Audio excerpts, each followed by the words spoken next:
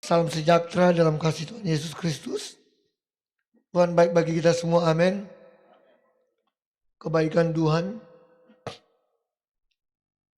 kita alami sampai saat ini. Bahwasanya Tuhan tidak pernah meninggalkan kehidupan kita semua. Terima kasih Bapak Gembala yang boleh mempercayakan saya untuk melayani Tuhan di tempat ini. Lewat ibadah maupun perjamuan. Secara pribadi juga saya sangat bersyukur kepada Tuhan Yesus Kristus karena kebaikan Tuhan saya alami, saudara. Karena suara ini 2 hari, 3 hari yang ini mengalami yang namanya perubahan. Haleluya. Dari malam dalam doa pembukaan dalam ibadah, pernah paksa itu memang suara memang semua habis. Kita berdoa, kita bergumul, kita sampaikan kepada Pak Gembala dari malam. Besok kita pakai suara powerful. Haleluya. Padahal masih dalam tanggungan. Kurang tahu kenapa saudara mau batuk enggak. Tapi tiba-tiba hari Jumat mungkin atau Kamis sore suara saya sementara bercerita kayak ceritanya pakai apa tuh suara ada perubahan. Saya bilang puji Tuhan biar jatuh suara boleh berubah. Yang penting orang tidak tetap berubah untuk tetap mencintai Tuhan, amin. Jangan hari ini mencintai Tuhan besok tidak. Tapi saya ingin percaya keberkatan Tuhan senantiasa berlaku dalam kehidupan kita. Dan saudara yang diberkati Tuhan Yesus Kristus, pemirsa yang sementara menyaksikan, mungkin kemarin sudah dibagikan lewat flyer yang ada. Bahwa hari ini kita akan sama-sama belajar tentang sebuah perkataan yang berkata begini. Aku ini adalah hamba Tuhan. Amin. Saudara katakan secara pribadi dulu. Amin. Pemirsa yang sudah menyaksikan bahkan sedang jemaat yang ada di tempat ini. Katakan secara pribadi. Aku ini adalah hamba Tuhan. Amin. Karena seharusnya ketika kita menyadari kehidupan kita adalah hamba Tuhan. Maka sedikit pun di dalam kehidupan saya dan saudara. Untuk berontak, untuk bersungut, untuk tidak dapat, seakan-akan tidak dapat bersyukur. Itu pasti tidak ada. Karena kita menyadari kita ini hamba Tuhan. Amin. Karena orang tahu bersama, kata hamba itu cuma budak, dulos, pembantu. Budak hamba. Cuma sebagai hamba. Bahkan lebih jelas lagi kalau dalam perjanjian baru. Sebenarnya kata hamba ini dikhususkan kepada orang-orang yang percaya yang benar-benar mengikuti Tuhan. Nah jadi ketika kita berkata kita ini adalah hamba Tuhan, maka kita harus wajib benar-benar mengikuti apa maunya Tuhan. Dan perkataan ini saudara, sungguh sangat luar biasa yang saya percaya ketika perkataan ini keluar, maka ada hal yang luar biasa yang dapat mengubah dunia. Mari Lukas pasal pertama. Lukas pasal yang pertama yang ke-38. Saya akan bacakannya bagi kita semua. Saudara perhatikan di Alkitab saudara masing-masing. Firman Tuhan berkata begini. Kata Maria, sungguhnya aku ini adalah hamba Tuhan. Jadilah padaku menurut perkataanmu itu. Lalu malaikat itu meninggalkan dia. Nah kenapa saya katakan tadi adalah seorang hamba Tuhan. Ketika kita menjadi hamba Tuhan, kita mampu mengubah dunia. Karena peristiwa yang terjadi, bagaimana ketika karya Allah akan apa? Akan membawa anaknya untuk hadir dalam dunia ini. Lewatnya akan kita sementara rayakan. Lewat undangan-undangan yang ada. Perayaan-perayaan yang sementara terjadi di bulan Desember ini. Yaitu ini sebuah karya Allah yang luar biasa. Hanya karena perkataan aku inilah adalah hamba.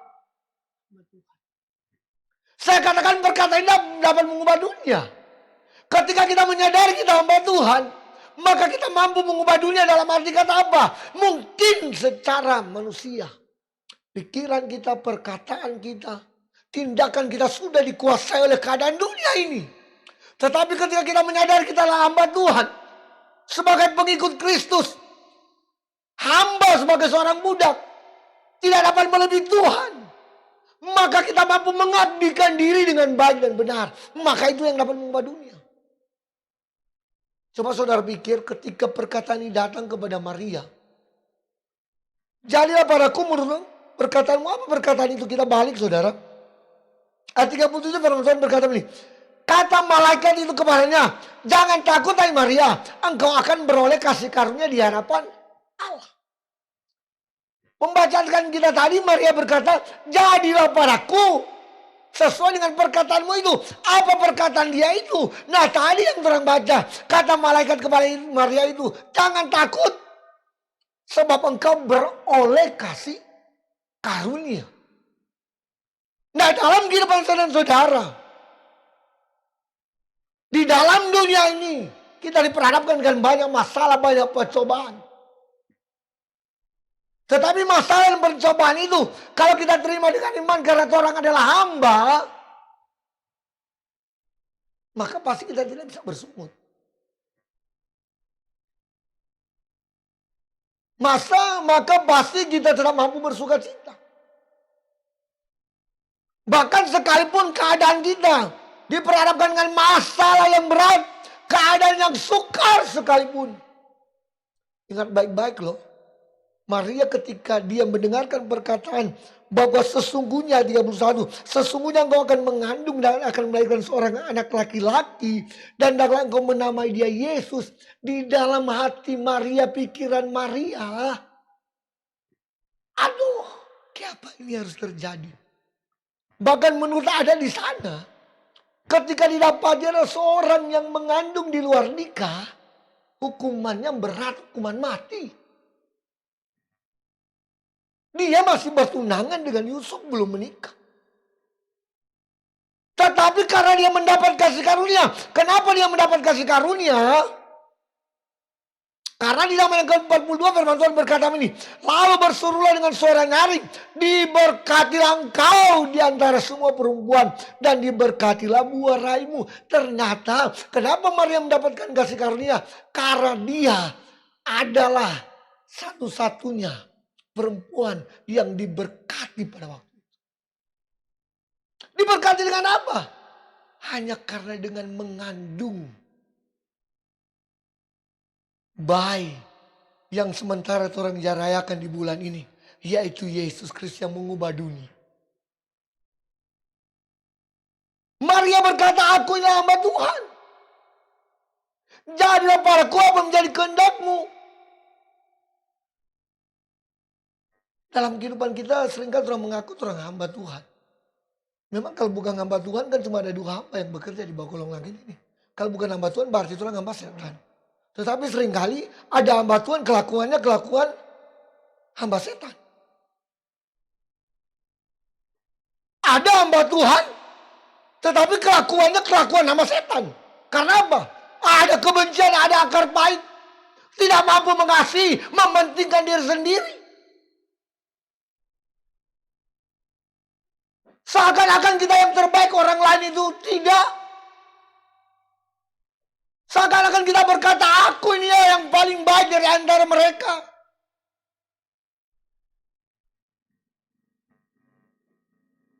Seringkali ini terjadi ya di hamba-hamba Tuhan yang mengaku diri hamba Tuhan di akhir zaman. Mari kita mengubah konsep pemikiran kita sebagai hamba. Maria berkata, jadilah padaku menjadi kehendakmu menurut perkataanmu. Kalau perkataan Yesus hari ini bagi saudara bertobat, kita harus bertobat. Kalau hari ini perkataan Yesus datang, kasihilah musuhmu, kita harus mengasihi.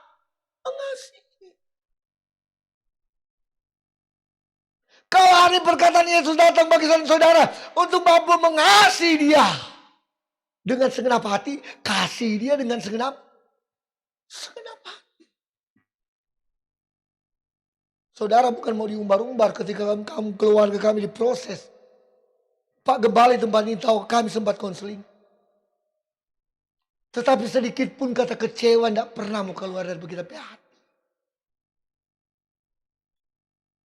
Tetapi saya bersyukur istri yang Tuhan hadirkan, keluarga yang Tuhan hadirkan. Ada keluarga-keluarga yang mampu menopang. Dalam keadaan apapun kami tak bersyukur. Karena apa? Orang ini adalah hamba.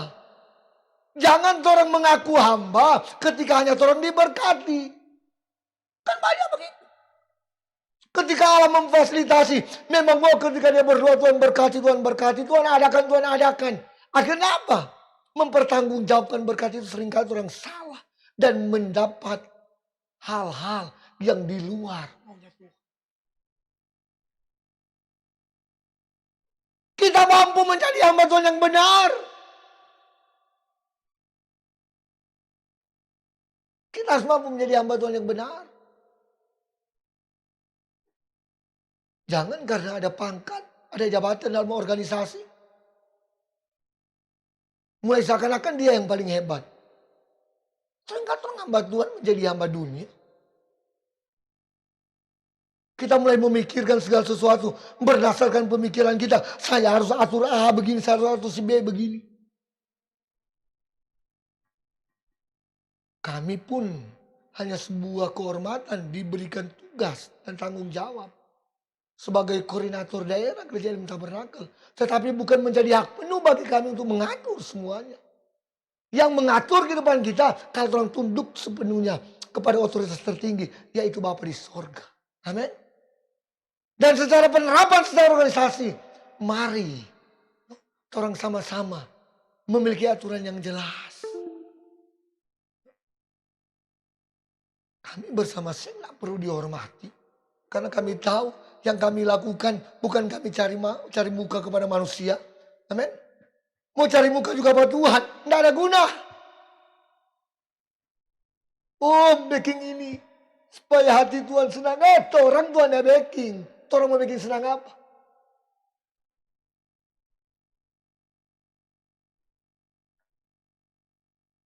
Bahkan tuh ada pujian yang sempat saya katakan beberapa minggu lalu. Pada Jumat yang kami layani. Bahkan seluruh pengabdianku tidak dapat membalas akan setiap kebaikan Tuhan. Itu kan ada pujian itu. Bahkan seluruh pengabdianku tak bisa balas kebaikan. Seluruh pengabdian.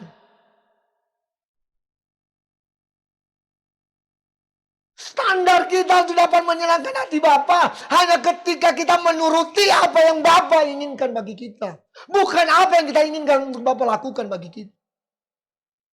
Tapi seringkali saya katakan, orang seringkali ingin Tuhan lakukan menurut apa yang menjadi kehendakku.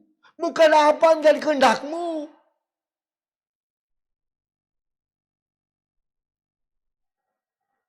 Ketika Allah memproses kita dengan masalah, dengan persoalan. Yang notabene sebagaimana Ayub katakan ketika aku diuji sebenarnya harus timbul seperti emas. Tetapi seringkali yang terjadi ketika kita diproses. Ketika kita dididik oleh Tuhan. Seakan-akan kita tidak mampu menerima dan kita berontak. Orang ini hamba atau tidak? Hamba merasa Tuhan. Akhirnya apa? Pikiran dunia mulai menguasai kita. Oh kalau kita nyadak begini nih gereja. Kan kita nyadak begini ini. Organisasi.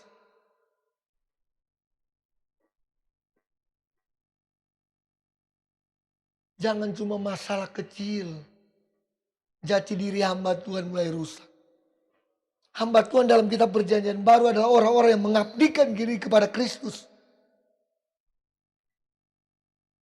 Maria berkata, sungguh aku inilah hamba Tuhan. Jadilah padaku menurut perkataanmu. Perkataan malaikat Tuhan membawa kabar daripada Allah Bapa. Katakan kepada Maria bahwa dia akan mengandung seorang anak. Dan ketika dia lahir beri nama dia Yesus. Maria tidak menolak. Tetapi seringkali orang. Kehendak Bapa seringkali orang tolak. Benar atau tidak? Seringkali kehendak Bapa orang tolak.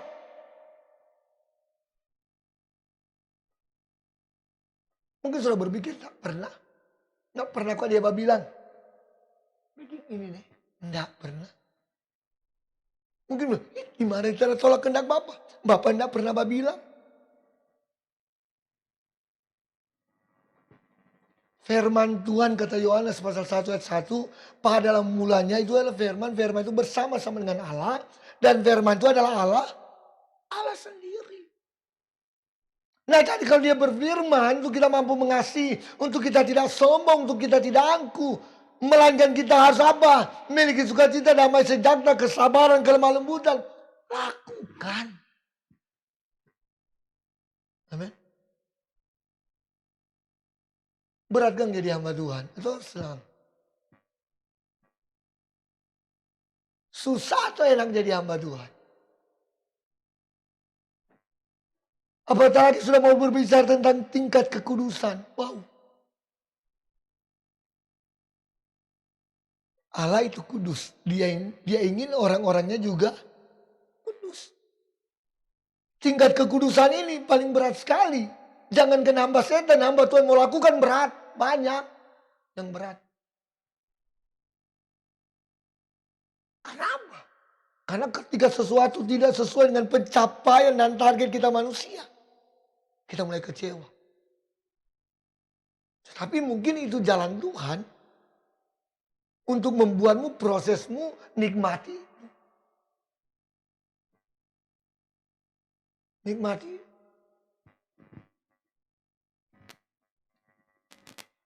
Tetapi jangan pernah kecewa kalau proses itu saudara mau alami. Ini ada kesaksian kecil sekali saudara. Saya bersama teman-teman rekan pekerja saudara. Kami memiliki target hari kemarin Sabtu harus selesai pekerjaan kami. Tetapi tidak selesai. Tidak selesai. Tetapi kami tidak kecewa. Seharusnya kami sudah mulai bercerita. Karena pekerjaan saya saudara sebagai seorang yang melakukan aktivitas seorang penambang. Kita bilang kepada teman-teman, nah, hari Sabtu usahakan genap bareng 15 karung. Saya tolong kasih turun, yes. Bukan 15, dia satu hilang cuma dapat 5 saudara. Kenapa? Karena ini proses yang memang mungkin kami harus alami. Diam-diamnya kami ingin bekerja, ada saja halangan yang terjadi.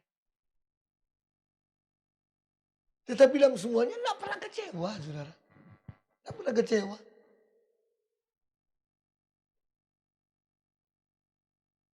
Karena orang ini adalah hamba. Kalau hamba, berarti kalaupun yang terjadi bagimu hari ini, saya sempat katakan lalu, apapun yang terjadi hari ini, itu adalah tuaianmu yang kau tabur waktu lalu. Benar atau tidak? Kita hari ini menuai. Tetapi pun kalaupun yang terjadi hari ini, tidak seperti apa yang kau tabur waktu lalu, itu adalah proses untuk saudara nikmati dan syukuri. Amin. Jangan pernah berontak. Karena itu memang beda. Didikan anak sekolah, waktu Pak sekolah, atau ibu Novi sekolah SD, beda dengan didikan sekarang. Beda. Jadi kenapa didikan sekarang lebih keras kepada hamba Tuhan? Karena zaman juga semakin keras seringkali mempengaruhi. Dulu mungkin seringkali orang cuma terpengaruh dengan keadaan yang ada di tetangga kita. Di depan rumah kita. Tetapi yang mempengaruhi anak sekolah sekarang, keadaan dunia yang ada di barat sana mempengaruhi anak kita yang ada di Indonesia. Hanya kenapa? Media sosial. Didikan terbanyak yang mereka terima bukan dari orang tua, bukan dari sekolah. Melainkan dari TikTok. Benar. Berapa kali saya sempat katakan kepada anak kami. Tidak usah kau selalu, hampir selalu itu, hampir salah. Kita bilang, tidak apa-apa buat TikTok. Tidak apa-apa. Yang penting baking gua konten-konten yang bermanfaat bagi orang lain.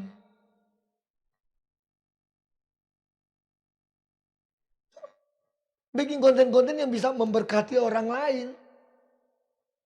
Gunakan media sosial itu dengan bijak.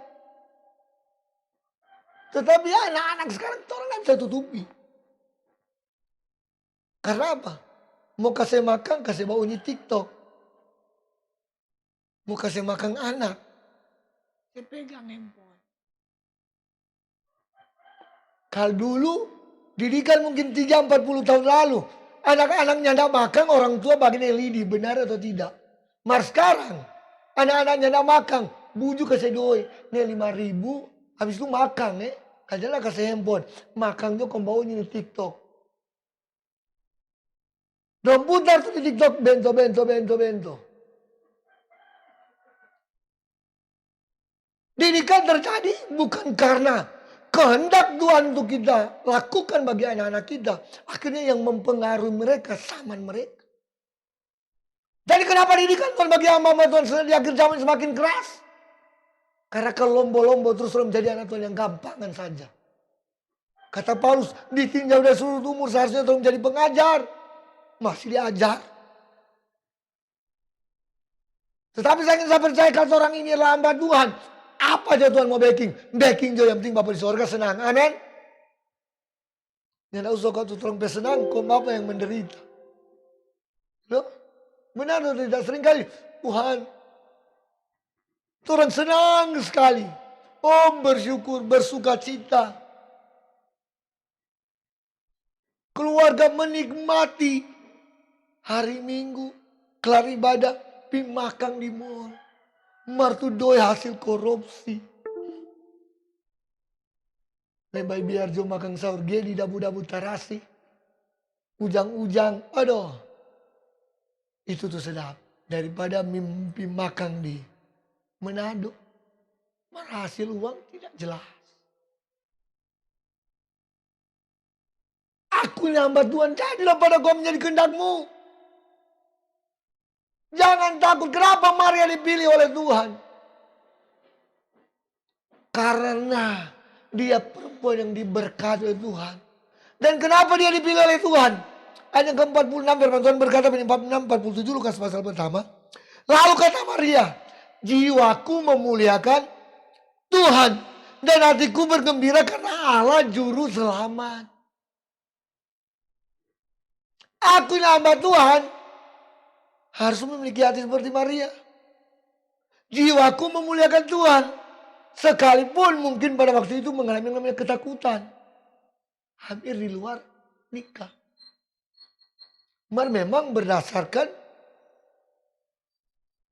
rencana Allah. Mar sekarang bukan karena rencana Allah. So jatuh sendiri. Banyak. Gereja didorong-dorong. Pemerintah. Cepat semua berkat. Karena apa? Karena saudara berkat lebih dulu.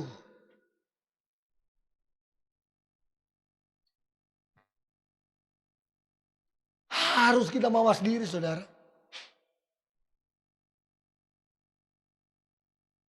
Harus kita mampu menjaga diri sebagai hamba Tuhan. Maria berkata, jiwaku memuliakan Tuhan. Dan hatiku bergembira karena Allah juru selamat. Maria padahal pada waktu itu dalam masalah. Persoalan. Tetapi apa dia bergembira karena Tuhan. Dan dia mampu memuliakan Tuhan. Hamba Tuhan keadaan apapun harus mampu bersyukur dan bersuka. Bersuka cinta, amin. Gembala. Keadaan apapun. Biar jo orang tak taruh kira, yang penting Tuhan taruh kira. Amin. Haleluya. Tidak dianggap oleh manusia itu hal yang biasa. Tetapi hal yang luar biasa ketika kita tidak dianggap oleh Tuhan. Aduh, buka buku kehidupan, namaku tidak tercatat. Aku ini hamba Tuhan, Tuhan bilang kita hamba Tuhan. Tuhan bilang berkata, aku tidak pernah mengenal engkau. Hanya kenapa? Hanya karena tindakan kita. Hanya kenapa? Hati kita. Hanya kenapa? Pikiran kita. Bukan mencerminkan karakter sebagai hamba Tuhan. Tetapi hamba setan. Di gereja penuh dengan gangguan. Apatah lagi sama Natal begini. Ada pendeta, ada jemaat masuk yang hak baru. Tuh tante di sebelah, tuh ibu di sebelah. Hak baru. Ya kasihan kita tidak apa beli. Bukan dia bersyukur karena keadaan. Dia pergi pada Petua di rumah. Dia bilang bu Petua, apa? Tuh sana soba beli. Ibu kemana soba beli? Pak Gembala langsung dah agak begini. Aduh. Belum? Haleluya. Nah, menuntut. Kami keluarga cuma bilang, Tuhan kalaupun ada, terima kasih. Kalaupun tidak ada, terima kasih. Yang penting sehat. Karena kesehatan itu paling pokok. Hah? Masih 38 saudara. 38 tahun kita belum sama dengan Bapak di belakang sana kelamaan 70 tahun. Mari kita bangun pagi. Mungkin Asek bangun langsung berdua bajalan biasa. Mari kita bangun kamar mesti cari gaya mau berdiri. Haleluya. Tulang-tulang sekropos. Jadi kami keluarga yang penting sehat. Amin. Nikmati Natal dengan syukur. Amin. Kalau ada puji Tuhan. Amin. Orang mau sadia berapa toples puji Tuhan. Pemirsa yang menyaksikan mau sadia banyak-banyak puji Tuhan. Mari kalau diberkat lewat ini jangan lupa kasih yang di tempat ini kan Pak Gembala. Haleluya. Ini tidak bahasain mungkin cuma menyindir. Haleluya. Kalau kata Tuhan lain ada. Kok hamba Tuhan ditambahin dibilang sampai sekarang belum beli Kang. Kok gak ada kata pemirsa yang tergerak atau orang yang tergerak. Haleluya. Sein alus kata gua mana. No, orang sama ini hamba Tuhan pasti diperlengkapi. Amin. Sedangkan burung tidak menanam. No, pasti dia pelihara bunga bakung. Dia dandani. Cuma orang makhluk termulia. Tetapi seringkali kenapa orang tidak bisa berkata. Aku ini makhluk termulia. Hanya karena apa? Egois dia minta ampun manusia. Benar egois dia minta ampun. Kan contoh. Adam dan Hawa. So kasih Taman Eden. Semua ada. Egois. Mau suka rasa tuh ada bilang jangan. Lo terima itu. Orang seringkali hari-hari dia adakan segala sesuatu. Menurut keperluannya dia adakan bagi diri. Keperluan kita pasti diadakan. Orang ini hamba Tuhan. Sama juga dengan Maria. Aku hamba Tuhan. Jadi apa aja Tuhan mau baking Jo. Begitu Jo. Kan lagu terus sering kali menyanyi. Suka-sukamu Tuhan. Suka-sukamu Tuhan. Apa aja Tuhan suka itu dia baking. Begitu. Karena kalau mau ikut akan terang mau. Dia aku dapat yang sorga. Betul. No? Demikian tingginya langit dan bumi. Demikianlah rencana Tuhan dan rencana kita manusia. Manusia rencananya menyenangkan diri sendiri. Kalau rencana Tuhan bagi manusia menderita pikul salib setiap hari. Berat. Tapi terus mesti nikmati. Amin. Haleluya. Aku inilah hamba Tuhan. Perkataan yang dapat mengubah dunia. Maka dia melahirkan seorang anak yaitu Yesus. Bahkan pun kalaupun hari ini kita akan sama-sama. Masuk dalam perjamuan asal. Sang Juru Selamat diberikan kesempatan oleh Tuhan, oleh Bapa di sorga. Cuma berapa tahun Yesus hadir? Kurang lebih 33 tahun. Pendek dia berumur. Tetapi karya penebusan sampai tahun 2023 berlaku bagi setiap pribadi manusia yang mau mengaku dia Tuhan dan Juru Selamat dan mampu mengubah diri dan berkata aku ini hamba Tuhan. Kita berkata kita ini hamba Tuhan. Keadaan apapun yang terjadi seorang hamba. Orang hamba. Dan seorang hamba harus memuliakan Tuhan seperti Maria. Harus memuliakan Tuhan. Karena kalau mau jadi apa yang Tuhan mau, berat, tidak sesuai dengan Tuhan mau berat. Mau itu berat itu paling enak. Amin. Seperti terlebih pujian tadi. Saat ku pulang ke rumah Bapa. Amin. Hanya engkaulah yang kumiliki. Nyanda bilang hanya Pajero yang kumiliki. Bukan. Pajero itu dalam dunia. Huh? Bukan bilang hanya OM apa paling gagah. Atau apa hanya 2M yang kumiliki Nyanda. Dunia. Nengat dan karat akan memakannya habis. Karena dunia ini, kata kebenaran firman kita payu. Ketika air mata yang mau dikirbannya Tuhan ditumpahkan dalam dunia. maka dunia ini akan dimakan oleh api. Sama terbakar. Hanya yang termiliki Bapa di sorga. Amin. Itu yang menjadi kerinduan kita. Kenapa kita sampai saat ini masih tetap berjuang? Karena untuk tujuan. Seorang hamba Tuhan berjumpa bersama Bapa di sorga. Amin. Karena itu yang harus kita miliki. Jadi sebagai hamba Tuhan, mari orang sama-sama melakukan apa yang menjadi kehendak Tuhan. Amin. Apa yang menjadi kehendak Tuhan? Hari ini orang tanya Tuhan apa Tuhan mau. Itu yang terbaik.